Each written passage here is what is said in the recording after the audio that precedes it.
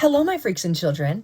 It's me, Enigma Bizarre, and welcome back to the circus that is my YouTube channel. Now, today I want to talk about some fandoms, and I'm trying to talk about some of your favorite creators and their fandoms, such as Dream, James Charles, Jeffree Star, Shane Dawson, and many more that you get to hear about and hear my bootleg bullshit clown hooker opinions on.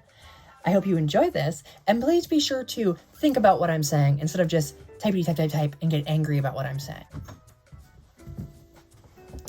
So, obviously, from a creator standpoint, it's very egotistical, or you want to so half be egotistical in order to get a fan following. If you're putting yourself on YouTube like myself, you most likely have some sort of narcissistic or narcissism in you. I mean, look at how pretty I am. How could I not? But there's a certain fine line that I see a lot of creators tend to cross. Oh, fuck. But a lot of creators tend to cross that line between healthy narcissism and egotistical narcissism. So what do I mean by this? I mean, especially when we get bigger creators who have really dedicated fandoms, and for an example, I'm going to use Dream and James Charles. They both have massive platforms with a massive fan base, and all of their fans are very committed to what they're doing. So much to the point that they don't ever seem to be okay with holding these content creators accountable. And that's where the problem lies. Just because you're a fan of somebody and just because you like them doesn't mean they can't do wrong. A good example is the recent SA allegations to have come up against James Charles, and we still see people massively supporting him when realistically he admitted to these crimes and we're not holding him accountable for that. I believe that his fan base and his stands very quickly reacted and were like, oh no, it's okay. James didn't know. Instead of taking the actual responsible answer there and going, James is the adult in this situation, not the 16-year-old.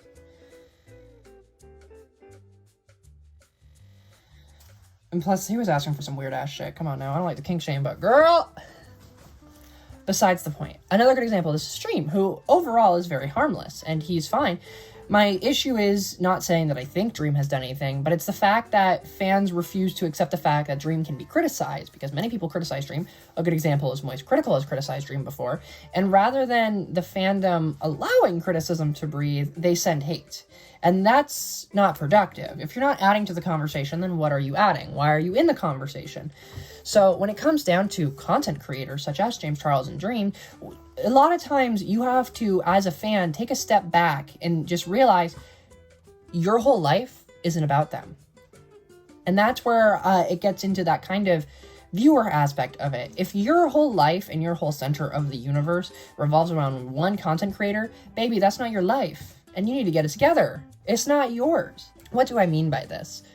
I guess the best way to put it is you don't and should not make your being revolve around a content creator.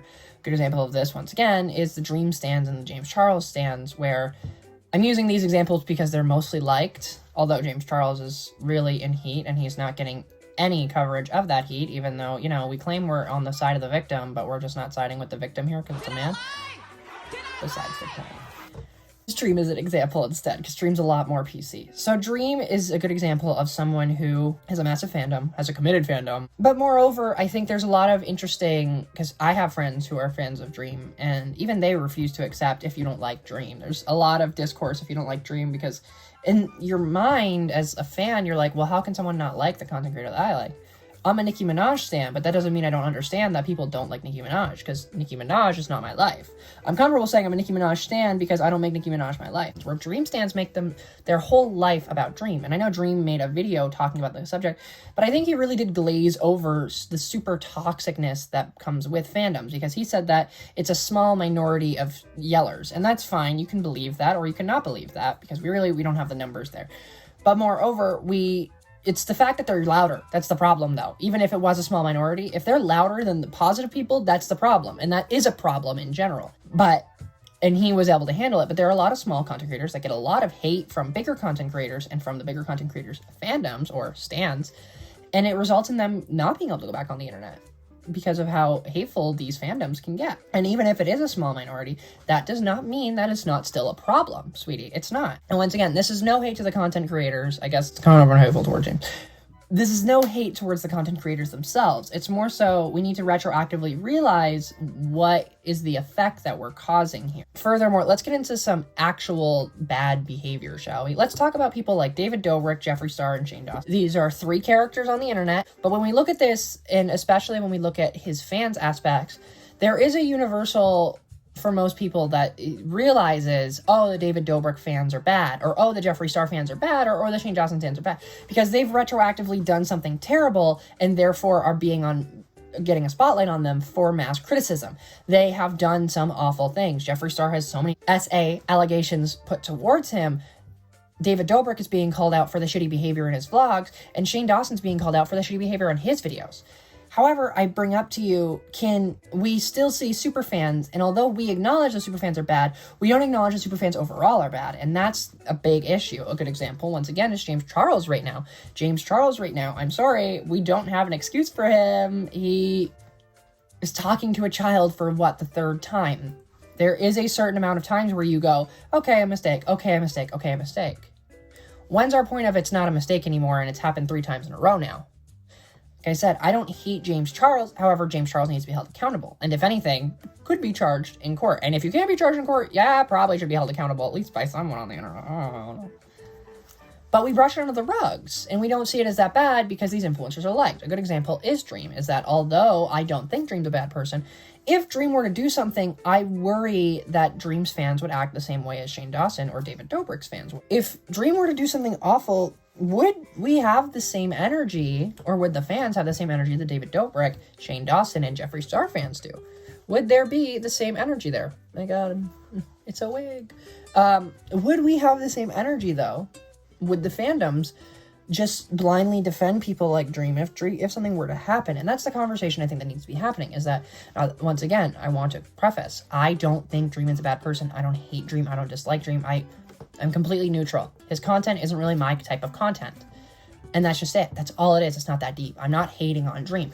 However, we need to be retroactively aware at the fact that these fandoms are bad from all angles. Stan culture is bad, and it is unhealthy for both the content creators as well as the viewers. Especially viewers. Once again, I'm going to circle back to the whole ideology of this person being your life, etc., etc. The worst part is even if you can dissociate that and can, at the end of the day, when a content creator does something bad, like Shane Dawson. So, for example, I was a Shane Dawson fan.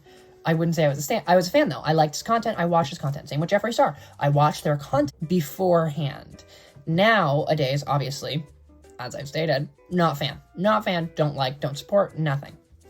So, just because of that, though, doesn't mean that there aren't people who can do that, because now we get into the prospect of, okay, I was a fan.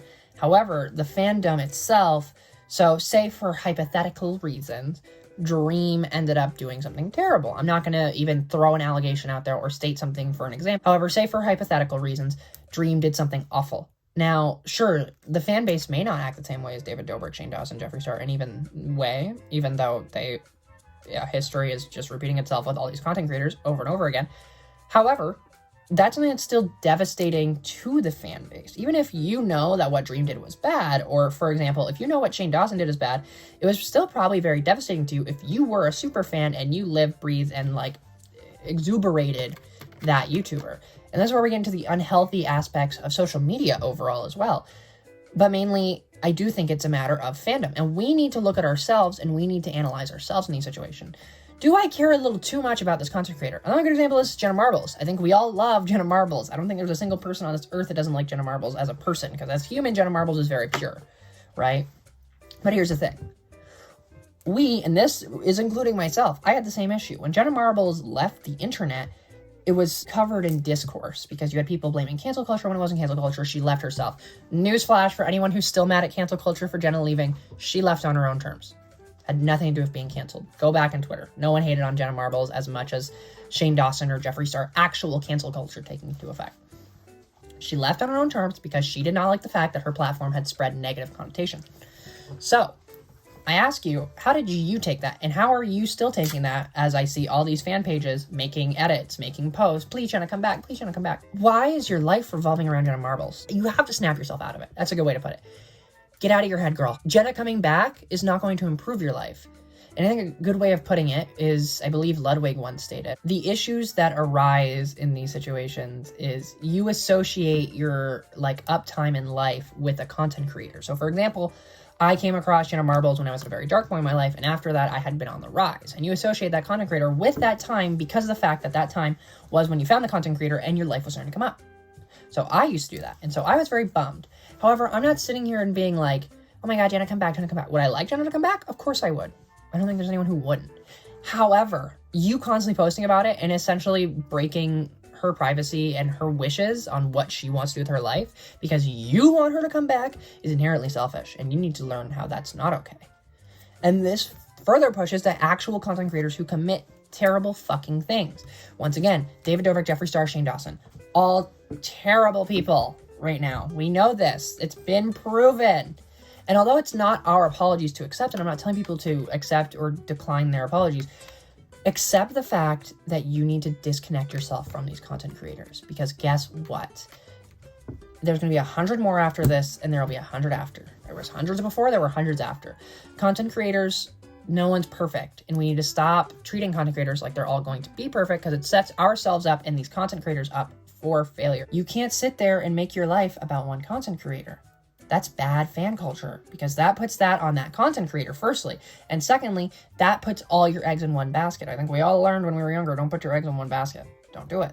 The Easter Bunny's gonna take that fucking basket away from you and be like, dumb bitch, don't take this. And there are other fandoms. This goes beyond social media. This goes into mainstream media as well. A good example of this is RuPaul's Drag Race. It's got a terrible fandom, and I think we're all very aware of this.